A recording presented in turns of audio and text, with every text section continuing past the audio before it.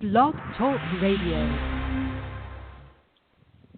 Hello, everyone in the franchise world. My name is Paul Segreto, and this is Franchise Today. Today is Wednesday, September 26, 2016, and I'm joined, as always, by my fantastic co-host, Stan Friedman from the hot city of Atlanta. Listen to you, Paul. What is it you want this time, huh? What do you want now? How are you, Paul? Good, doing well. Things are busy. A lot of great activity coming out of Franchise Expo West, and just an exciting time for us over here. That's for sure. Well, it's been the same here. It's actually been a real treat to just be on the ground for a while. I know that we're both missing the events down in Austin this week at Frantech. Sorry, I just couldn't make that one work this year. But it's one trade-off that I will happily say I made is I'm on the ground this week and not looking at an airplane ride. So I'm thrilled about that, Paul. That's for sure. Hey, Stan, it's interesting. I saw something across the wire today from the Houston Business Journal's 40 Under 40, and where it has a lot of relevance to Franchise Today. It was the first show that you were a co-host. Actually, you were a guest host back then.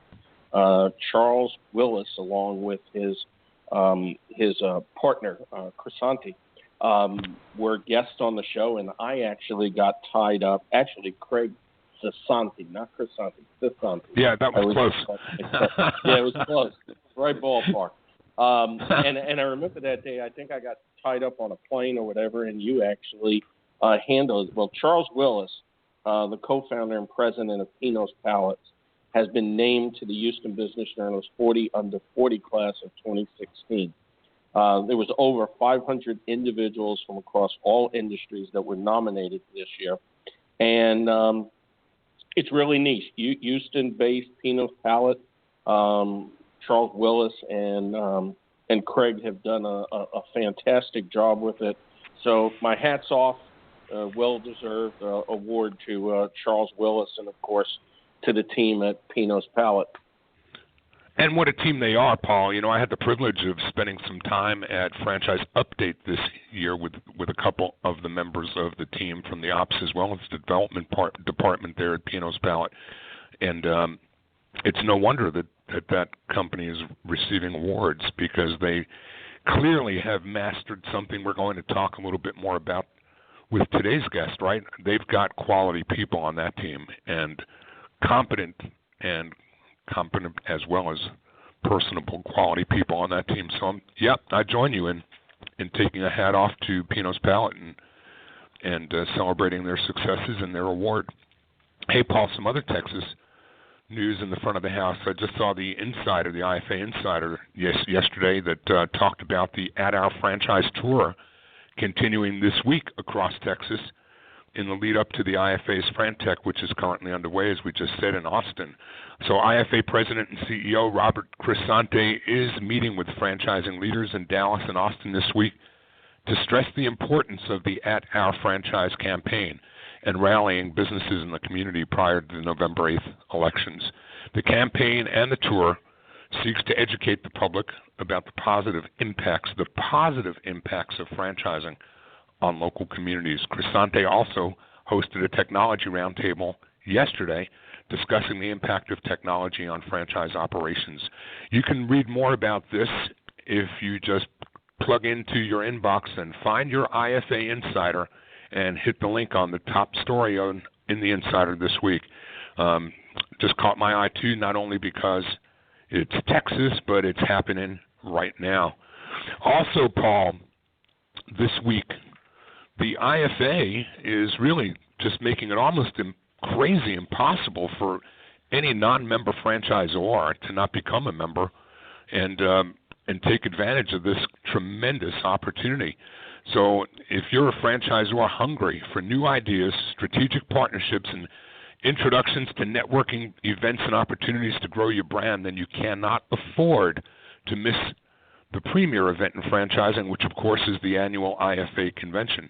But you can take advantage right now of IFA's introductory 2-year membership, and for only $3,000 or for $1,500 a year, it will include one complimentary registration to the IFA annual convention in Las Vegas. This is valued at more than $1,000 all by itself. So this is a just complete no-brainer. If you've been teetering on the idea of joining IFA, you will never find a more profitable time to do it than right now, and what a great value that is. So it's worth the price when it's full price, but if you can get a convention registration thrown in, come on, what are you waiting for? Get off the couch and go sign up today and become an IFA member if you're not there already. And Paul, one last thing I just wanted to call out is kudos to longtime friend and former colleague Shaq Turner.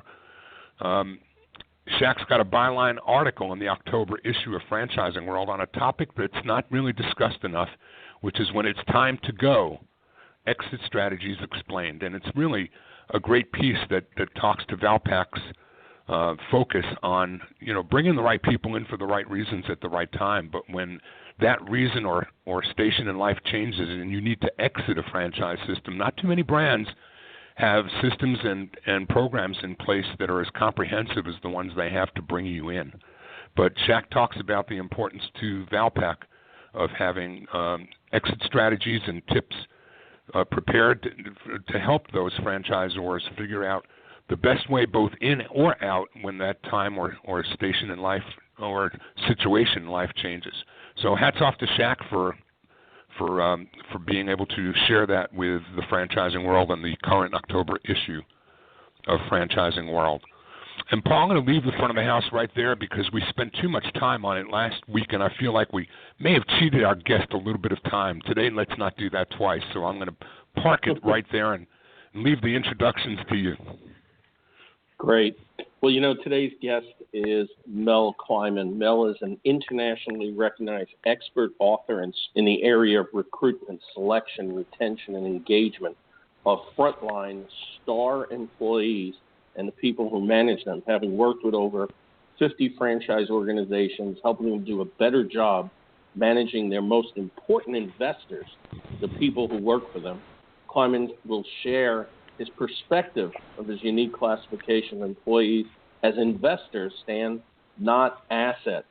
And also, I hope we can target, some of the various issues facing franchisors and all the businesses alike as they pertain to increased minimum wage and overtime, and specifically for franchisors, the NLRB ruling, which we've talked about, quite a bit on this show. Mel, welcome to Franchise Today. Oh, thank you for having me. And I just joined the introduction you guys had, so you guys look like you're having fun, and I want to be a part of it. Well, that's good. We want you to be part of it, but more importantly, right now, we want our listenership to understand Mel Kleiman, the man, what you've done up to this point, and how did you get to the point of being so focused and targeted on frontline employees?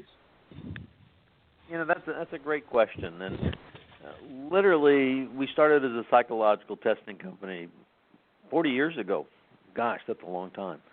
And we worked with a lot of people and got involved in, interesting enough, had a client of mine who was moving into New Jersey. And I don't know if any of you out there remember, but there used to be a polygraph, used to be the way we found honest employees. We would run polygraph tests on them. Well, New Jersey had the first anti-polygraph law, and he was moving to New Jersey. He was in the jewelry business. He said, how am I going to hire honest people if I can't run a polygraph?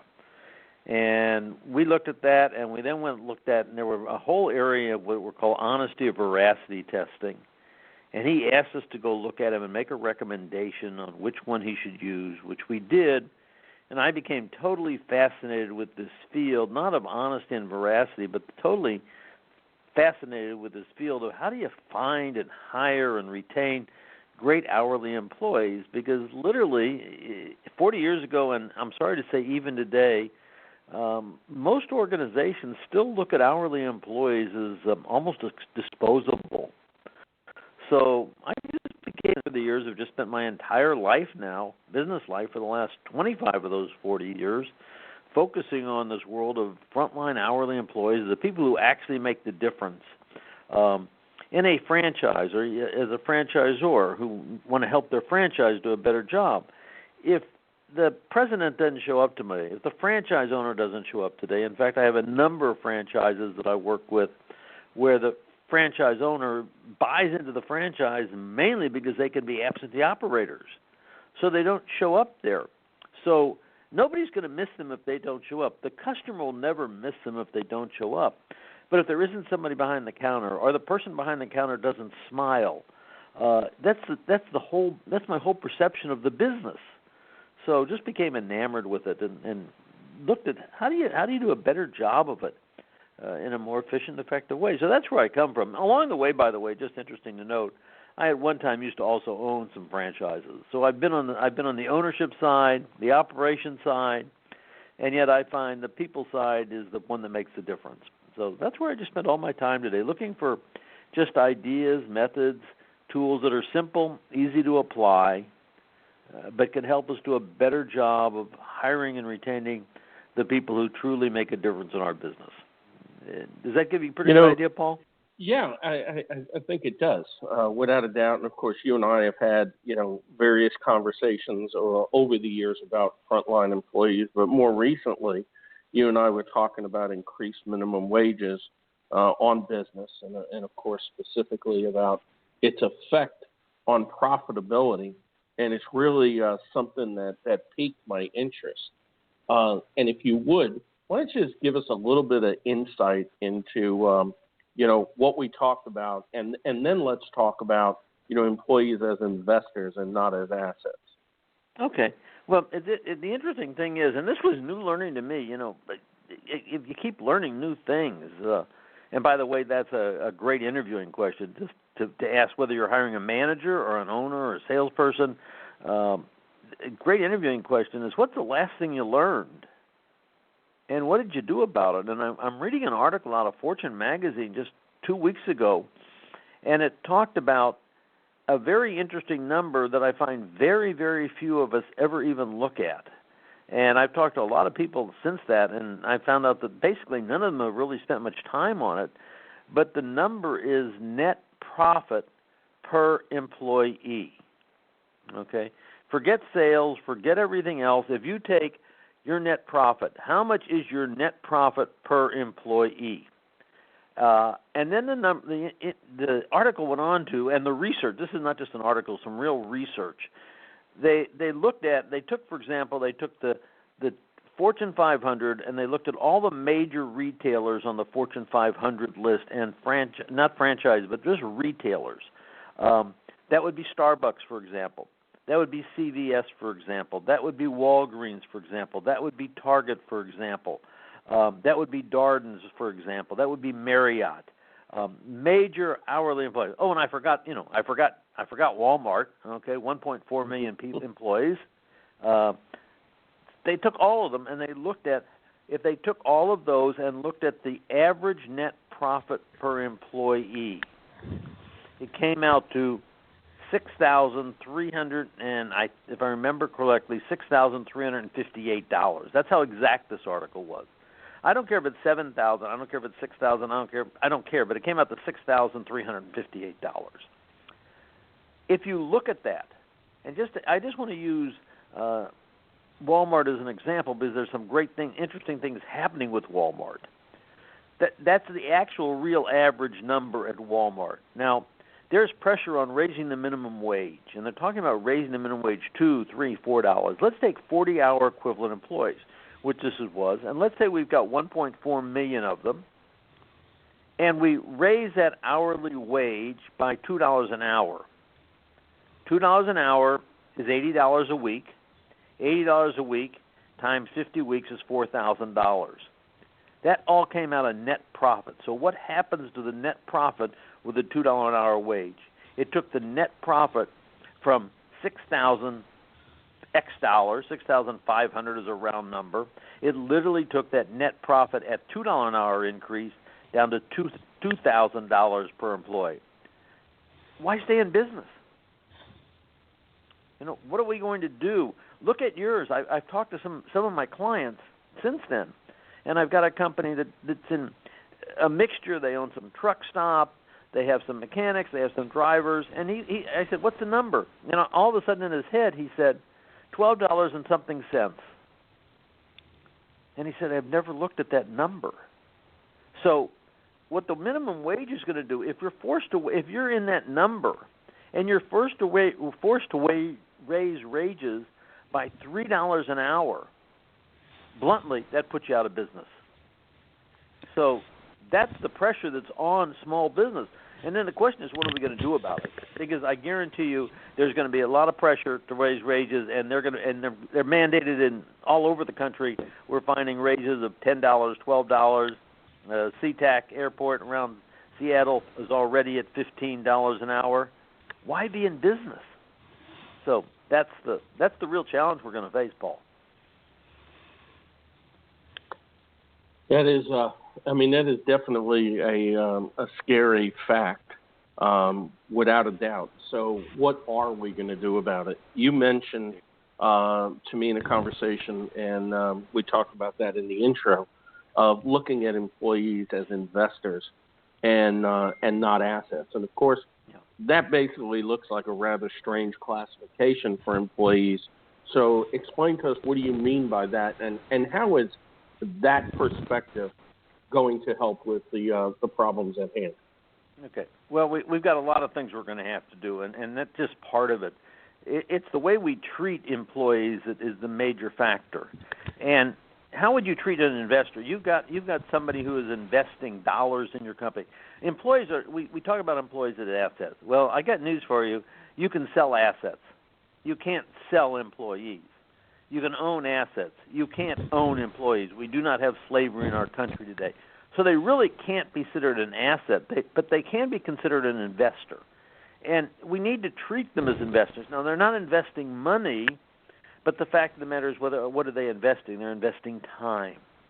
Okay?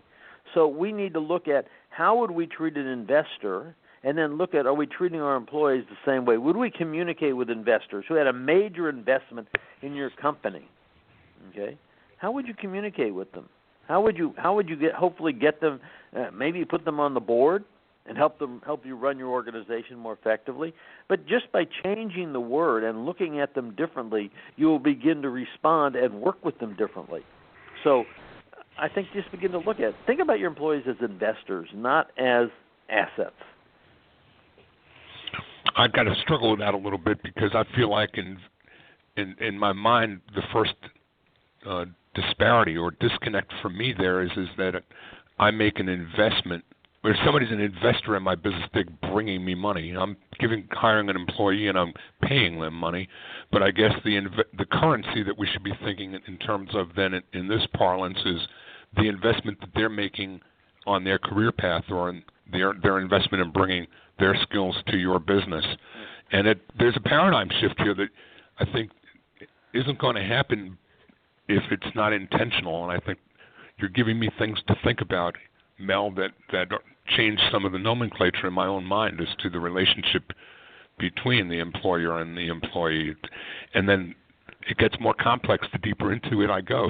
So I'm doing it in real time here as I'm listening to you. I'm having a conversation with myself. Good. Then I'm doing exactly what I wanted to do.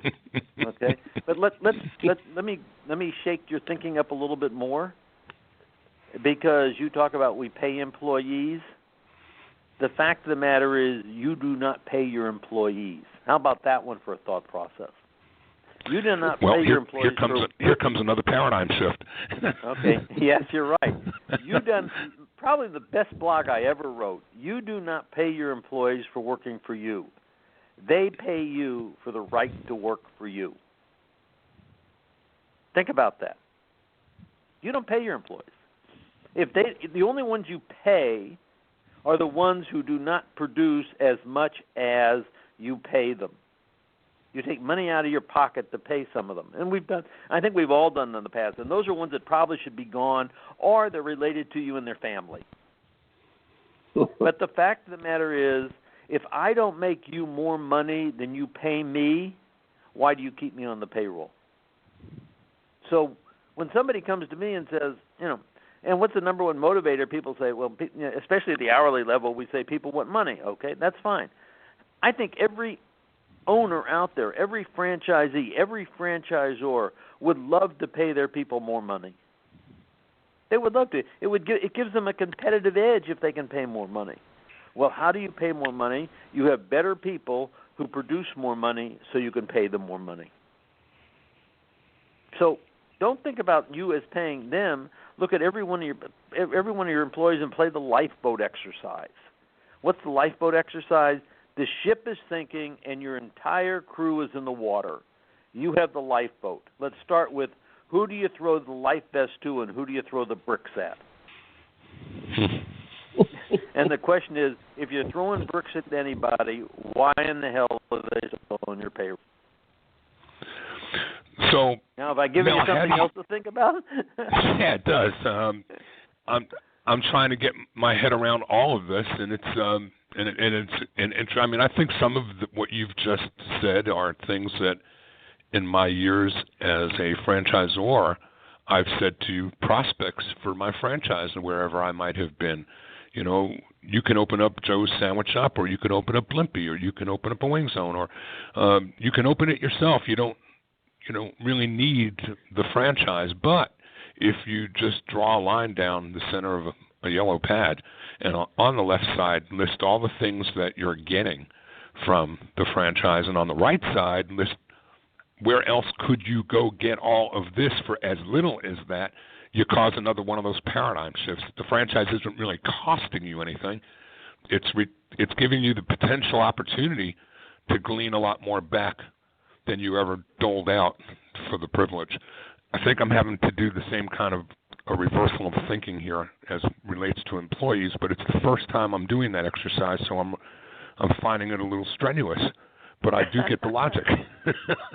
Well, I love your logic. I love the logic when you talk about buying a franchise, okay? Yep. And franchisors. The fact of the matter is, let's talk about investors. What do you look as franchisees as investors, right? You want to have investors who make great investments, and what makes a great franchisee investor is the number one complaint I hear from franchisors that I work with, and they bring me in to talk to their franchisees about this challenge of hiring people. That's all I talk about to them, and how do you retain them, and how do you motivate them, and how do you keep them. But the fact of the matter is, why did you buy a franchise? Okay, you bought a franchise because they have systems, processes, and procedures for doing the job and doing it better than you can. And then you buy the franchise, and 2 months into it, you say, well, I think we should do it differently. Or you don't follow the process and the procedures. The successful franchisees are the ones who look at the system and the process, and maybe there are things to be changed, but they say, look, I'm committed to doing it, and I'm going to doing it their way because that's what I just paid them for. So it's the same thing. It's really an interesting perspective. Mm-hmm. So do you, and how do you, if that's the case, get employees to buy into that philosophy, or is that just something, some way that they're treated from a cultural standpoint? Well, first of all, you have to tell them. Why not tell a new employee you hire them? Why don't we just have conversations with them? Nobody's had this conversation with any of you, and you sit there and say, wow, this is an interesting thinking. But what would happen if you went to your employee and said, look, I want to pay you more money, okay? And the fact of the matter is, and how do I pay you more money? I pay you more money when you can make me more money. Now, how do you make me more money? You make me more money by being more productive. You make me more money by coming to me with a suggestion or an idea that can make our system more efficient and effective. You come to me with these things. You help me. Don't think as an employee. Think like an owner. And when you get employees who think like owners, they help. Sometimes they come up with rotten ideas. It's okay. There's no bad idea. It's just one that isn't going to apply or isn't going to work. But at least it's an idea. So we have to look at it. Who knows? Ask your employees. When was the last time you asked your employees, or as a franchisor, how often and I haven't thought about this, so I'm just making this statement. How often do you do stay interviews with your best franchisees? And a stay you're interview throwing some different paradigm shifts at us, that's for sure. Yeah, I mean, why would you not go to your best franchisees on a regular basis and say, "Let me ask you a question. What made you buy the franchise? What made you buy our franchise?" Okay, but more importantly, what's making you stay with us? What's the best thing about our system that we have? If there was one thing we could change on our system that would make us more efficient, better, effective, or better, what would it be? Okay, you've got 500 franchise, you got 30 franchise, you got 10 franchise, you got 7,000 franchisees, and you know what? They all got brains, and they have to live in the world every single day. I got too many franchisors who have one location, or maybe none, or maybe 3, but they have 150, 200, 300, 400 franchisees. And we need to get all of them, and the smart ones do, by the way, and you know that. The smart ones listen to their franchisees, and they look at their ideas, and they recognize that they're a major piece of the business. But do we do stay interviews? I talk about doing stay interviews with employees all the time. So very, very interesting. And when we come back from our short break, let's talk about how you bring these ideas to market and help franchisors have the same kinds of wake-up calls that you're sharing with us right now, and help them through that keyhole to reverse or shift their thinking. You're listening to Franchise Today. I'm Stan Friedman, along with Paul Segreto, speaking today with Mel Kleiman, president of Humetrics. Franchise Today is brought to you by the Franchise Foundry, with more than 30 years' experience bringing emerging brands to market with the kinds of growth that comes from experience, healthy, sustainable growth. The Franchise Foundry provides their clients with both coaching and consulting, a hybrid approach which fosters more effective solutions for their clients and their franchisees. The team at the Franchise Foundry is rich in practical, hands-on experience and has expertise in general business management, operational and change management, and is skilled and proficient in digital marketing, franchise recruitment, and development. Let them also assist you with creating roadmaps for potential mergers and acquisitions, and with the guidance needed to navigate those courses should that be of interest to you.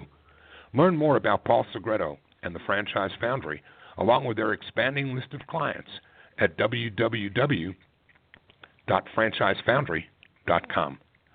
Franchise Today also brought to you by FRM Solutions, offering best-in-class CRM and document management software designed specifically for franchising. If your CRM doesn't do everything you need it to do to manage communications and relationships with both prospective and existing franchisees, it may be time to give FRM a look. With FRM Solutions, you can track all candidate and franchisee conversations, emails sent and received by anyone on your team, and even store and track text messages to and from franchise prospects and existing franchisees. Does the CRM you currently use offer the latest versions of their software? Twice a year, in fact, at no additional cost. Well, FRM does, and there are never long waits for expensive upgrades to long outdated systems with FRM.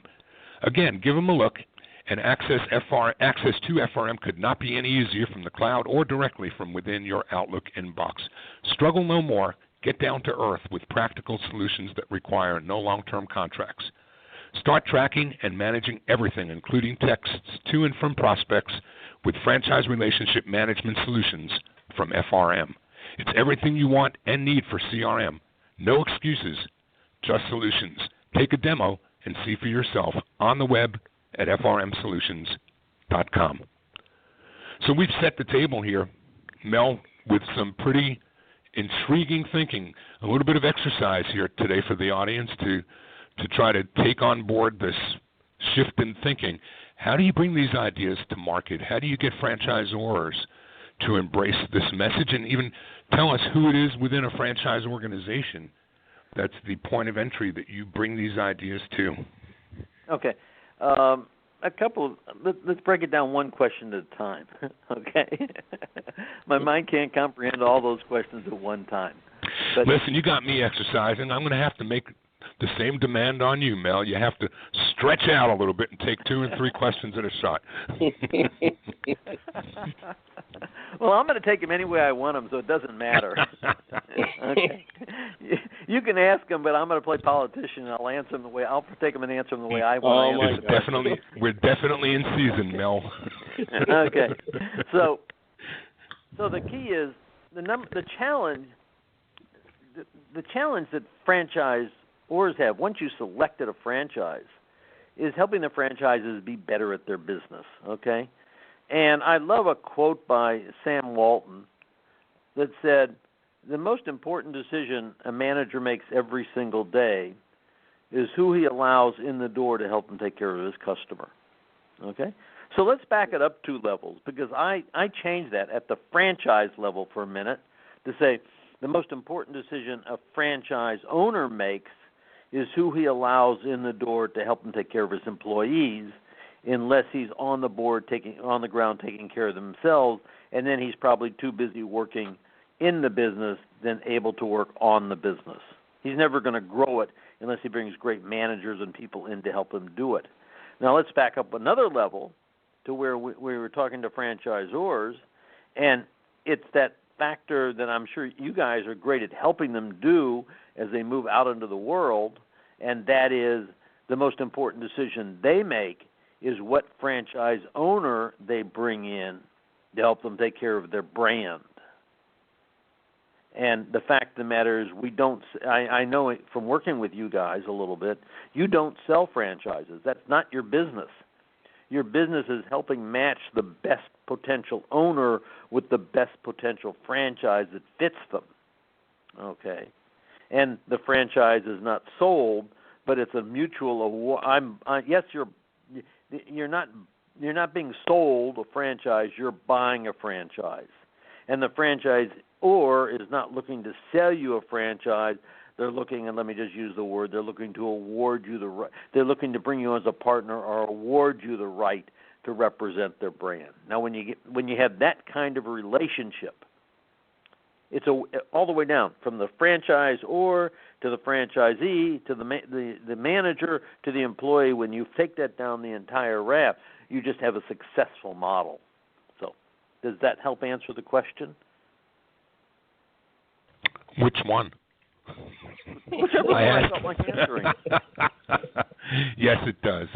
So, the second part of my question was how you bring this thinking to a franchise organization. Who is it that is the point of entry in a franchise organization? Who would expect to hear from you about what it is you wanted to do to help them learn more about this shift? It's interesting to note it's changing dramatically.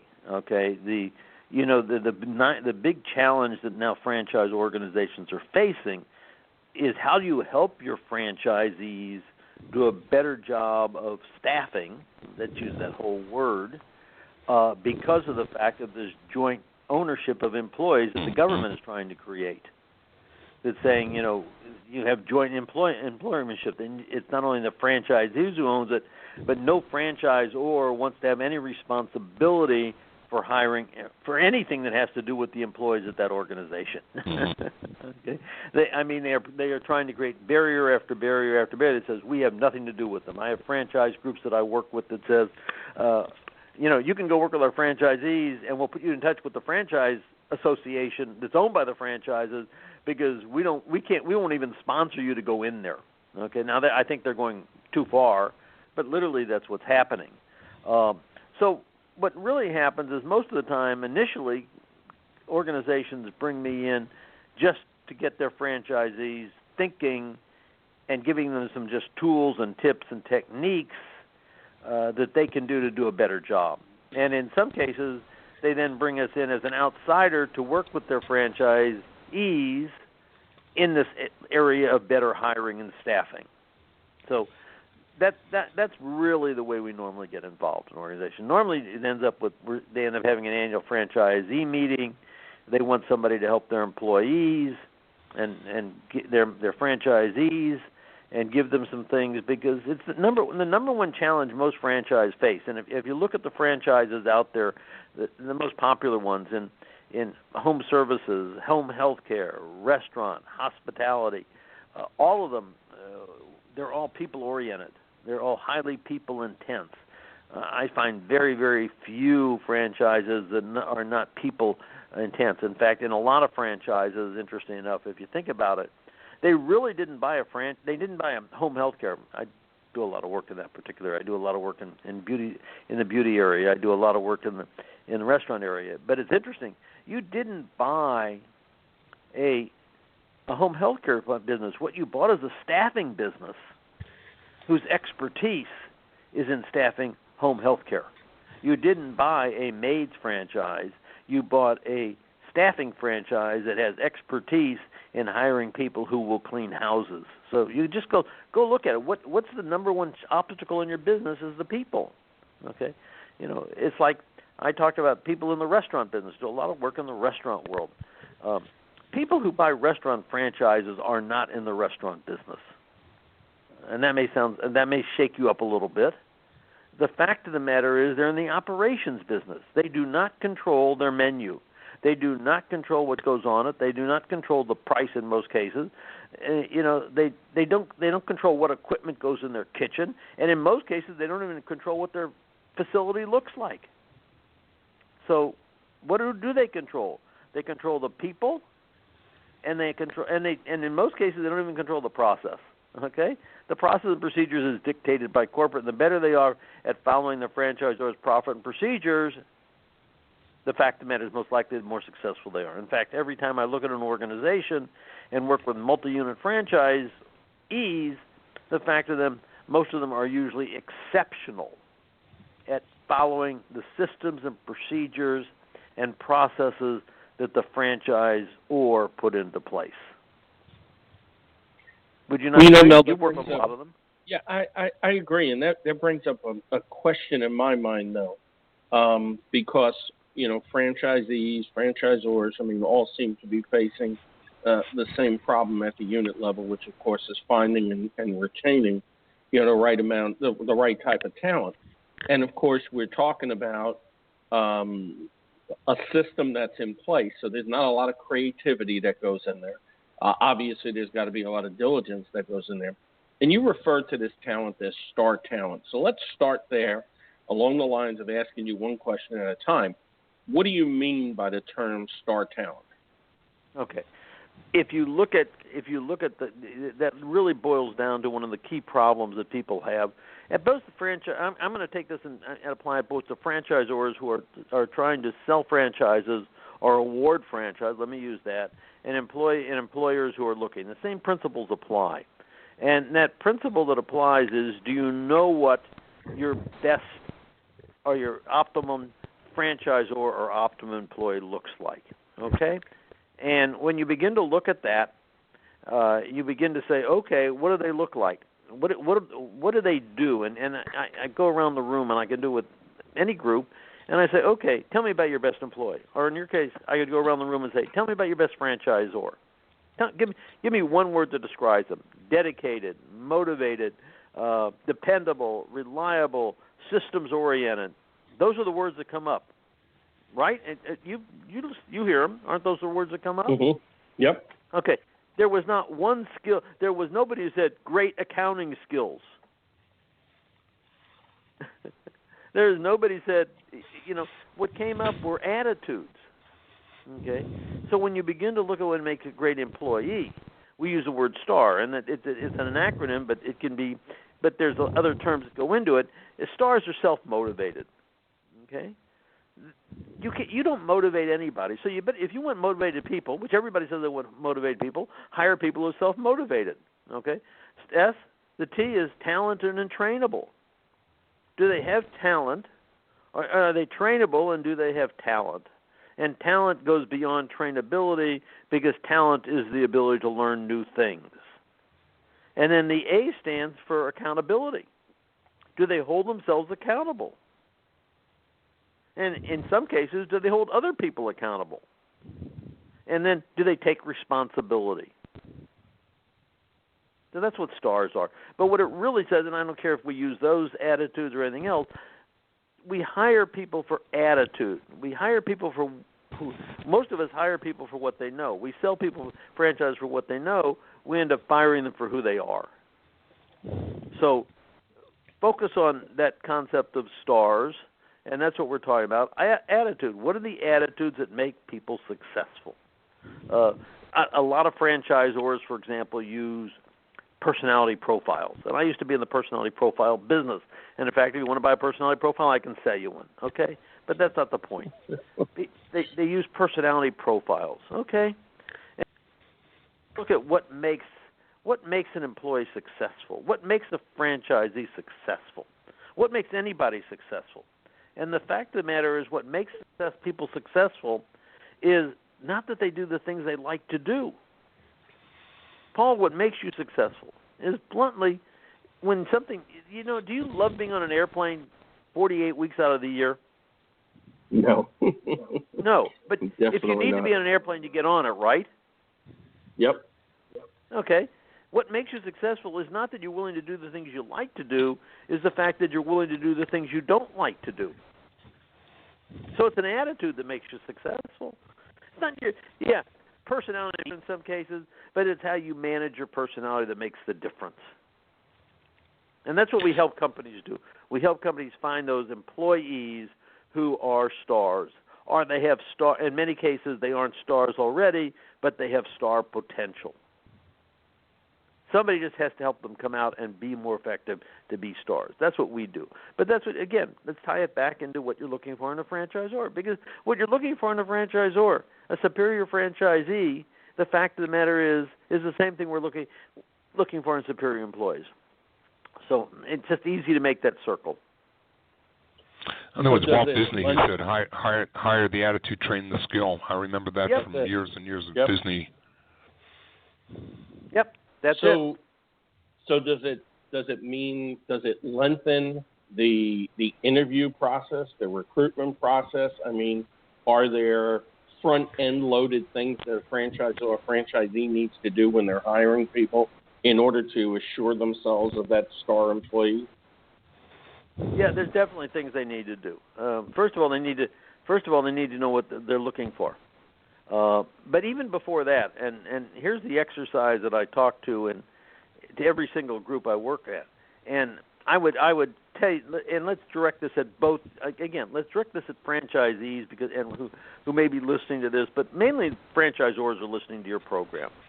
The question I ask to franchisees, because I don't work with franchisors in sales, I could, but I don't. And after this call, I may, because I'm figuring out I have lots to offer them. So you better watch out, Paul. I'm coming in your business. But don't hold your breath. But the fact of the matter is, when you begin to look, I say in every session I do today, how many of you have a list of the top 10 reasons a star employee should come to work for you? And I will tell you that less than 2% of all the organizations out there have a top 10 list why people should come to work for you. Now, hopefully it's better on the other. So number one key is, if you don't have a list of why great people should come to work for you, where's the list? Where are they going to get the list? Now, hopefully, if I went to franchisors and said, okay, and probably, I don't know, maybe you both help companies do this, and if you do, how many franchisors literally have a top 10 reason list why somebody should buy their franchise? It's interesting. I don't really know it as a top 10 reason why they should. What about you, Stan? No, I'm not certain that I've ever thought of it quite that way. I mean, I think that there are 10 reasons that are easily expressed in the value proposition of the franchise that deal with the product, the culture, the service that you're in business, the economies of scale. I mean, I could come up with 10, and I think most franchisors as well could. But I'm most intrigued by is just trying to understand how you bring this wisdom to the organization that you represent and what it is. Is it a weekly program, or is it a management program for the franchisees, or how does this get distilled and packaged and delivered in a way that will help our audience of franchisors understand what they're getting when they retain you? Okay. What they're getting when they retain me normally is that initially we start with the retention normally starts with them recognizing they have a problem and they want to make their franchisees better, but if the franchisees don't buy into it, why in the heck go any further? So normally what I end up doing is I normally come in and end up doing a franchisee meeting, their annual meeting of franchisees, and we get them to buy in. So, for example, one of the things I talk about is don't do exit interviews, do stay interviews. Stay interviews help you determine, you talk about the top 10 reasons somebody should buy your franchise. How do you build the list? Well, the way you build the list is you go to your franchisees and say, why did you buy this franchise? Why do you stay with this franchise? Why don't we do stay interviews? And in fact, so they bring me in and we help design some of those tools for employees. Once they do that, we go in and even to do a presentation, we have to go in and we have to review all of the tools that they provide. And in many cases, there's some great tools out there, or in many cases, the tools are written by HR departments. And franchisees and most of us hate HR departments because they're not better hiring people, they're better compliance people. Okay? So we go back through and say, okay, here's our tools that we can put in, such as a stay interview, such as a employment data sheet. I can give you all kinds of tools that we help them build. We then help them implement tools to make available to their franchisees to do a more efficient and effective job of hiring and finding, hiring, retaining, and keeping them motivated, their staff. So, for example, if anybody who's listening to this wants to get an idea of something, if they go to their cell phone and they put in the number 44222 and type in the word hire tough with a capital H, HIRETOUGH, and send, what they're going to get is an instantaneous text message back saying, give us your email address. And what they're going to get back from that is automatically they're going to get two downloads. They're going to get, number one, they're going to get a stay interview form, which could be adapted not only for employees, but you could look at it and say, okay, maybe this is something I can adapt for my franchisees that I'm selling. And they're also, besides that, they're going to get an employee data sheet. And what's an employee data sheet is a sheet that says, what do you know about your employees? And what do you know about your franchisees? How many know the names of all your franchisees' kids? How many know their birthdays? How many know their anniversaries? How many know their favorite restaurant? How many know their favorite entertainment? How many know their favorite sports team? Do you have a franchisee data sheet? So you can more effectively relate to that franchisee. All things being equal, people do business with people they like. All things being unequal, people do business with people they like. Okay, I like people who know things about me. I love people who send me an anniversary card, but please send it a week early so I'll remember to get my wife one. But if they just want to try, see what some of the things we do, put in 44222, and the word hire tough with a capital H, one word, and you'll get an example, just something you can use. Yeah, that sounds great. So what are some of the other ways that our listening audience could get in touch with you or maybe see some more information about Humetrics and about Mel Kleiman?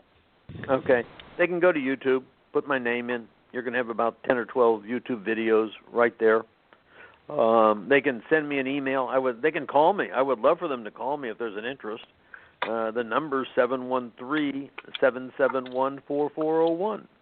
That's 713-771-4401. Or make it easy. They don't even have to put my name in it. Send me an email at info, I-N-F-O, at Humetrics, HUMETRICS.com. So, thank you, Mel. We really appreciate it, and we appreciate you being a guest on Franchise Today. It just obviously stirred up a lot of thought in our minds, and I'm sure also in the minds of many of our listeners. Thanks again for being our guest today. Oh, thanks. I've enjoyed it. I've really Thank been you, fun. Mel. Thanks for the workout. Oh, You've Stan, given me thank so you much for to having think me. about. Let me know if I shook your thinking up a little bit. You got me a little bit more than a little bit. Okay, then I did my job. Good show, Mel. Okay, talk to you later. Bye. Stan, I haven't seen your mind going like that since you were trying to decide between the corned beef or the pastrami at Katz's Deli in New York City. Well, I know. You see, now that's an easy decision for me, Paul. This was tough. This was tough because I found my thinking challenged, and while we're on air in real time, I've got to have my mind open toward hearing what I'm hearing in the moment and responding. But he got me ahead. He got me thinking on both sides of the brain, I guess. And it is a challenging thing. It is a paradigm shift, and it's a challenging one because you start taking things that you place values on, and then you're reassigning those values, and then trying to think of the dotted and straight line relationships between employer and employee the way you know them, and then you're trying to reassign the values as you're hearing them, and you can't just process that without getting a little bit deeper into thought. And doing that, I found myself losing touch with the moment. So it became an exercise in trying to do both at the same time. I think it's very provocative, very thought-provoking conversation, and I think that this is one that I think the audience will do well to listen to, step back and think through some of what they've heard, and then reach out to Mel to try to gain further perspective on how to apply some of those thought-provoking things that they've given themselves permission to consider, and maybe it'll go someplace really good for everybody. Yeah, without a doubt. And I think just in this time where franchising keeps being challenged, so to speak, it's going to take some of these thought-provoking conversations to be, to think in a different type of way, because we hadn't even gone down the road today of NLRB. And so, I mean, it's just a changing, but yet becoming a more complex playing field, without a doubt. And Mel did touch on it on the joint employment, but I think that you're right. I find more and more franchisors struggling now with how do I continue to be a responsible, engaged franchisor, doing the things I'm supposed to be doing to help further empower and provide opportunity for my franchisees to be successful as they grow their businesses and I scale mine. But the more you do to help in that endeavor, in what used to be thought of as being a responsible franchisor, well, you still are. But on the other side of the coin, you have to struggle with the implications of being a responsible franchisor. And as the result of being a responsible franchisor, you get labeled as a joint employer. And there's just so many tipping points now that the cheese is being moved almost on a daily basis. It's a real dichotomy, Paul, and I don't know. It would seem to me more than ever franchisors, to the point that Mel made, would probably be a little reticent to get too over-involved in those kinds of scenarios. So I don't know. It's a tough space. You're between a rock and a hard spot in this crazy time we're living in right now. I think here's where diligence is probably going to be key. And I don't think we can, as an industry, haphazardly manage this situation. And I say diligence because I think one of the best that I've seen in managing through this employee situation is Catherine Monson at Fast Signs. And I've had a conversation, and I think she even said it here on the air, when she talked about doing it from the perspective of best practices as opposed to this is how you need to do it. But of course, as we know, Catherine, she's one of the most diligent people I know in franchising, and probably goes to very, very extreme lengths to make sure that all her bases are properly covered, which of course obviously creates a dilemma for those that might go down that path and don't cover their bases and obviously expose themselves to whatever the potential circumstances bring. So it's a changing world. I think this was a good shift in topics just to get the conversation started. And I appreciate Mel taking the time to be with us today. And it definitely did provoke some thought on our part, that's for sure. No doubt about it, Paul. So until next week, same bat time, same bat station, I'm Paul Segreto, wishing you the best, the very best in this great, great thing called franchising. And Franchise Today is out.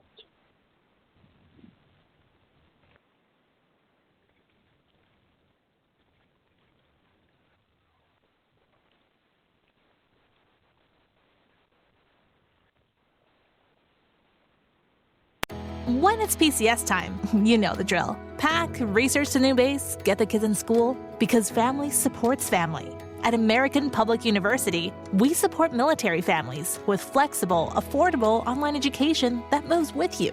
As a military spouse, your tuition rate is the same as your partner's, just $250 per credit hour. American Public University, education that moves with you. Learn more at apu.apus.edu/military.